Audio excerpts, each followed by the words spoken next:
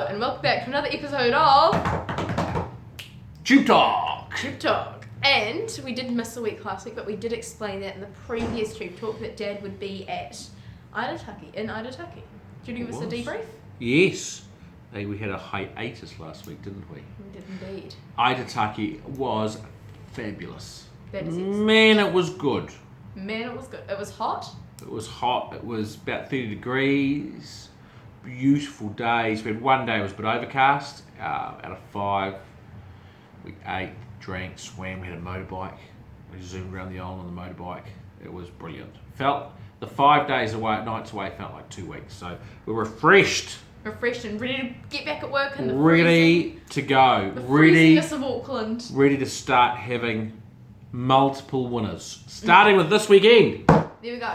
But, well, before we get into this weekend, last weekend and last week, there was a bit of a raining disaster, and most of the all of the meetings were cancelled, we think. Well, Waipa was canned, and then they ran Monday. Rotorua was canned as this week, so we ended up basically almost all of the horses didn't run. Yeah, but we had a trial meet on Tuesday. We had 3 trialists. We had Slice of Magic trialled nicely her very first trial.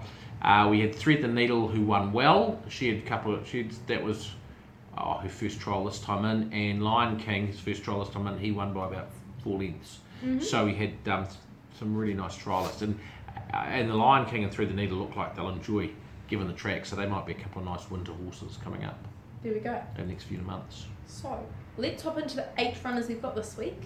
Starting on Saturday at Waikato, race 4, we've got Mighty Solomon. So Mighty Solomon is a Group 1 horse. He's a very good horse. We've been frustrated by wet tracks and things, and he's had a couple of hoof problems. And he's sort of been fit to go for the last week, and we're just at that point in time where he's ready to race, but also the tracks have turned, and so we've been debating whether to turn him out or run him. And because he's fit, we've decided that we're going to give him this race before turning him out.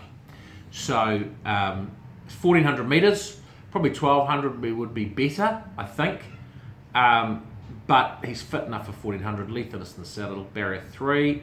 As long as the track's dead to slow, not worse than about a slow 8. I think he's a nice chance. He's the class horse of the field. Awesome.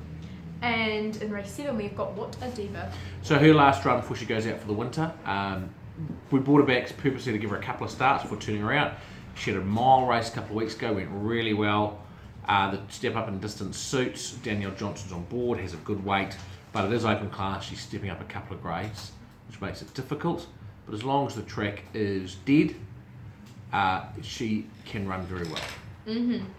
She's a quality stayer for next season. Sorry. Thirdly, we'll go thirdly, at Rangitiki. Rangitiki. That's one email. Race 3. Okay, I'll go for 3.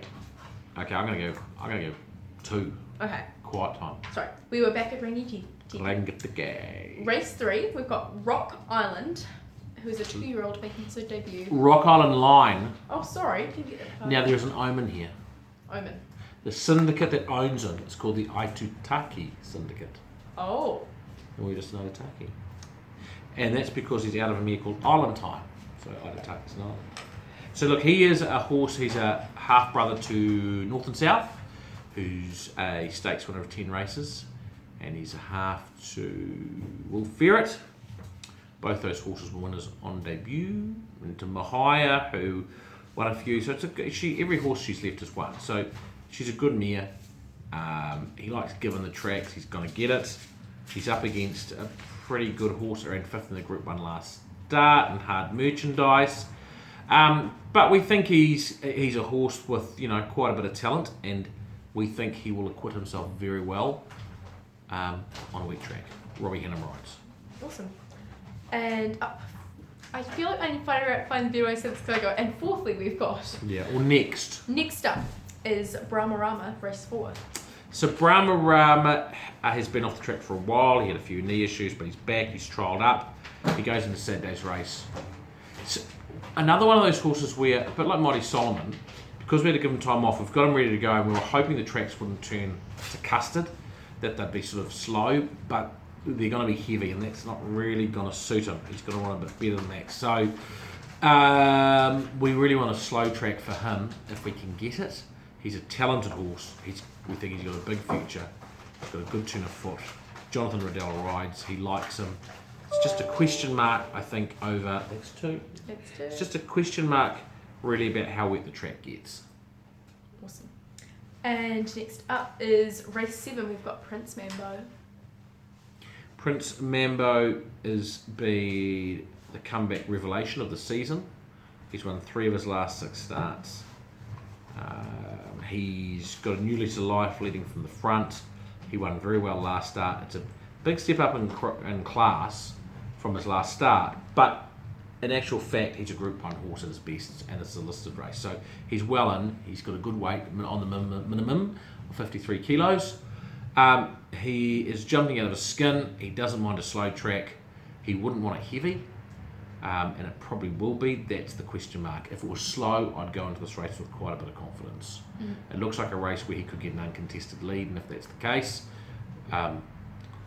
then he could be very hard to hold out. And he's raced well at Alpine before. Track conditions are the key. Darryl Bradley rides, who rode him last start, for victory. Awesome. And just before we hop onto the next one, if you can hear some shuffling in the background, we've got Kate in the... Cabo! Hello! Kate Bosma. Sometimes Tube Talk interviewer. Exactly. She's my trainee. Next at Rotorua on Sunday, race 2, we have got Campari on debut, and I love that because it rhymes. Campari she had 2 trials on both of them. She's a very smart filly. She has had a trial on the heavy track, which she's won. I think that she is pretty good, and I think that a heavy track in a race day isn't really going to be to her liking. I think that she's going to be good on top of the ground, but she's got a lot of class. She obviously has handled it heavy in her trial, so we've got to go on with a lot of confidence. If she handles the track, she'll win. And Danielle Johnson rides. There you go. Race 7, we've got North and South. Lots of race 7s. Holy Yeah. So North and South we talked about earlier, the half sister to Rock Island 9, who's debuting, and she's coming to the end of her career. It's probably last campaign, but she's an exceptional mare. She's won 10 races. She loves it wet. It's probably going to be very wet. 1400, probably prefer 1200 fresh up, but it's a Group 3, so we're running, and she should be fit enough. She's had plenty of work. Has raced well at Rotorua. Has got to be a good chance, and they always seem to have her over the odds, so she'll probably be over the odds and well worth a nice each way bet. And Sunday night in Singapore, race 11, we've got Chariots of Fire running. Very smart colt. He won, and then he had a break. He had a little injury, so we had to give him time off. He came back, needed his last run where he ran 8th and wasn't ridden all that well. Goes into this race back on the grass. Unfortunately, he's got an outside barrier, but he's got a lot of speed, so he'll probably go forward, and we will see an improved effort from him, and he can win. He's a smart colt. And we'll quickly move on to Bet of the Week. We did not have a Bet of the Week last week since there was no Tube Talk last week. No Tube Talk. But this week we've got Rock Online. Sorry, we didn't do the build-up. I'm sorry. That's all right. We're going for one of our own sorry. horses. I think our Bet of the Week is going to be Rock Island Line because he should handle the wet track. All of the family does handle it. He's a first starter, so a couple of people might be surprised by him. It's only a small field, so I don't think we're going to get rich. But I think if there was $4 about him, or even $3 about him, $3 to $4, I think he's worth a bet. I thought you said Rock on Lion. Rock on Lion? No, Rock Island Lion. I'm so sorry. All the words today getting mixed up. That's all right. Some exciting news is that the Rip Van Winkle and Sweet Orange fillies were sold out. They've sold out this week. They've sold out this week. We've still got shares left in a couple of horses. We've got a Reliable Man filly with Lisa Latta that we like a lot. She's very well bred. Her dam is a full sister to Australia's champion 2-year-old. There's only 2 families on the page.